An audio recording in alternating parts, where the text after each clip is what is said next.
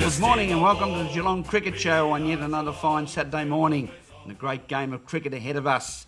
Joining me at the table of knowledge this morning, it's a very good morning to the Belgrave Peninsula Cricket Association leading wicket taker, wicket keeper and writer of the game. He plays it all, talks to all. Good morning, Tim Mitchell. How are you, mate? Yeah, very good, Graham. Fair to say I'm pretty happy about those 2 wickets that I picked up in D grade last week, and I'll continue to talk about them throughout the rest of the season. It's not too often that I get a bowl, let alone get some wickets, so I was pretty happy and almost didn't know whether to celebrate or not when I clean bowled a bloke last weekend. But I imagine I'll be back up filling a spot in probably the seconds this weekend, so hopefully can get some runs and get Barron Heads off to a few wins, because it wasn't the best weekend for the club last weekend. Bragging rights paid and authorised by Tim Mitchell as we welcome our special guest.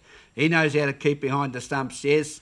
He's from the Barron Rockets, the captain of the Barron Rockets under-21 side, but more particularly from the local Thomson Tigers in GCA Division 1 where he keeps stumps. Chris Strodds, how are you, mate? Very good, Rollo. Quite happy to be here. You're looking brilliant in the Tommy Tigers top there. Yeah, we've got the whole new kit this year. Singlets, shirts, everything. We're all looking very stylish. I like that. The Thomson Tigers looking stylish as we look at Premier Cricket. Geelong today commenced at 11 a.m. down there at the Geelong Cricket Ground, chasing Casey South Melbourne's 241. Geelong resume at 1 for 6.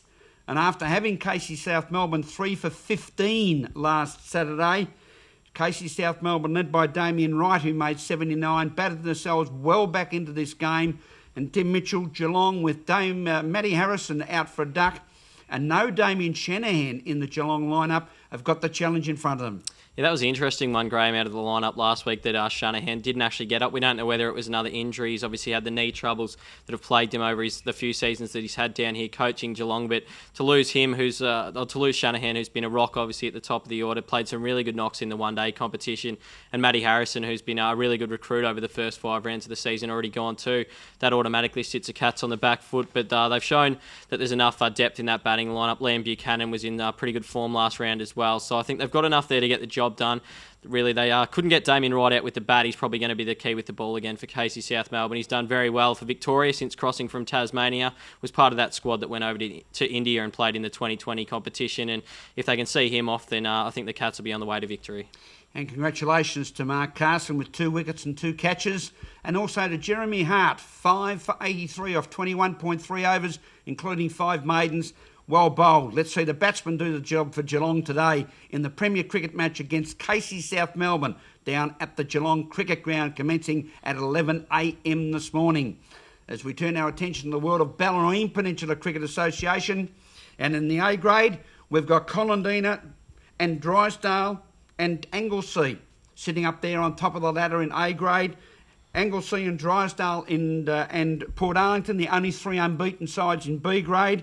Drysdale and Portarlington in C grade, and Drysdale and Queenscliff in D grade. Interesting to see, Tim, that Drysdale, the only club in the 4 divisions that are unbeaten in each division. Yeah, you'd love to be at Drysdale at the moment. Traditionally, they've been a club that's very strong in the lower grades, their C and D grade, and also their B grade that won the title last year, always traditionally very strong. But the thing that Lee Allen has put in since crossing from East Belmont is that he's wanted their top grade to be strong as well, and they're already showing through. They've had 2 really good performances, had the bye last weekend, but they come up against a team that it will be a stern test. I think Wellington are an underrated side, and I spoke to their coach, Darren Cameron, through the week, and he actually said that he thinks a lot of clubs do underrate their bowling attack. Matty Shipsides is a guy that's got a few wickets already this season. So if Drysdale take Wellington lightly, then who knows, Wellington might spring an upset. But I think that in that game, it'll probably be another win for Drysdale with the form that they've showcased over the first few rounds of the season. Top of the table, unbeaten. They were runners-up last year in the Bellarine Peninsula Cricket Association A-grade Premiership. Colindina lead the ladder as they take on Barron this afternoon. It'll be a good, close game, but Colindina with the tails up, Timmy.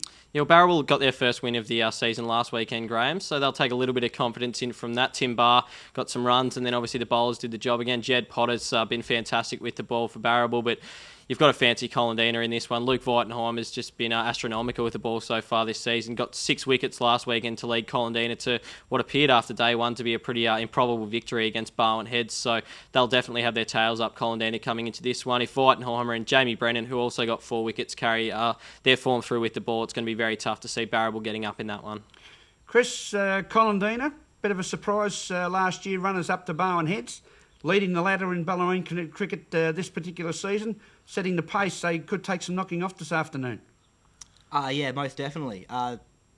My knowledge of BPCA is probably limited, but I checked the scores out. Colindina, a very solid side, but I think they'll get the job done. Get the job done over Barrable. Anglesea, the pouncing, bouncing Kangaroos, take on the Grubbers. And this one, a very important game for Anglesea to hold on to third position, Tim. It certainly is. They've started the season really well, Anglesea, and I got the job done last weekend over Wallington, away at Wallington as well. So that was a really good result for them in terms of the actual result and the fact, the manner that they took it about. They actually batted the full 75 overs out, did it slowly but surely last weekend, I think chasing about 135 that Wallington set them. Anglesea got the runs in the 71st over, so their batsmen actually applied themselves, took some time at the crease, and that can only bode well because they've been a side that have showcased some talent with the ball already this season, Anglesea. They'll take some confidence from that. But Ocean Grove too got 270 after bowling Queenscliff out for 70, so it's going to be one of the tighter games, I think, of round 4 from the BPCA, that one, Graham. Jan Jack coming off a good win over Newcombe, take on Portarlington, who went down to Barrable last week. Can Portarlington rebound? Well, it's another game that's going to be extremely tight, and I'm going to be interested to see how resilient Portarlington are and whether they can bounce back. I know we always highlight when we talk about Portarlington the importance of Damien Vassalou and Paul McGrath to their cause. Paul McGrath actually didn't get many runs. I don't think he got any last weekend against Barrable, so that would be one of the reasons that they didn't get the points. Went down by about 40 runs last weekend against Barrable, so they'll be extremely keen to bounce back. But I think with the side that Jan Jack have got together, they're looking extremely strong, starting to build nicely, and if I had to give a tip in that one, it'd be Jan Jack, but wouldn't be surprised to if Portarlington got up, because two quality sides going up against each other in that game. Newcombe have the bye in the Bellarine Peninsula Cricket Association, and the match of the round, a critical match, is set down between Queenscliff and the reigning premiers Barron Heads. A loss could leave Barron Heads second last on the ladder with only one win. If you'd said at the start of the season, Graham, that Queenscliff and Barron Heads after 3 rounds would be outside the top 6, I'd be telling you that you're kidding yourself. These are two sides that I thought would really be pushing towards not only the top 6, but towards probably the top 2 or 3 places on the ladder. So it's a crucial game for both sides to really get their seasons going. Tim Clark will come back in for Queenscliff today, which is a huge plus for them. They're obviously looking to regain a little bit of depth. When I had a chat to Tim during the week, he was saying that he was hoping Eddie Grout and Daniel Gibbs, 2 guys that played crucial roles in the Queenscliff Footy Club this season as they played finals for the first season in about 4 or 5 years, would be back filling spots in their B grade and really putting some pressure on. They are obviously taking a break after footy, though. For Barron Heads, I don't think there'll be too many changes to the side that went down to Colindina last weekend. Yes, the batting was disappointing, but there's enough talent there in the Barron Heads side to challenge Queenscliff. I think it's going to be another really tight one, but just the little bit of bias in me, Graham, sways me towards Barron Heads. Colindina sitting on top of A grade. Drysdale unbeaten in 4 sections of the Bellarine Peninsula Cricket Association as we go to a break, and we'll be back with our special guest, Chris Strodds, after this. We are Geelong, the greatest team of all. We are Geelong, we're always on the ball.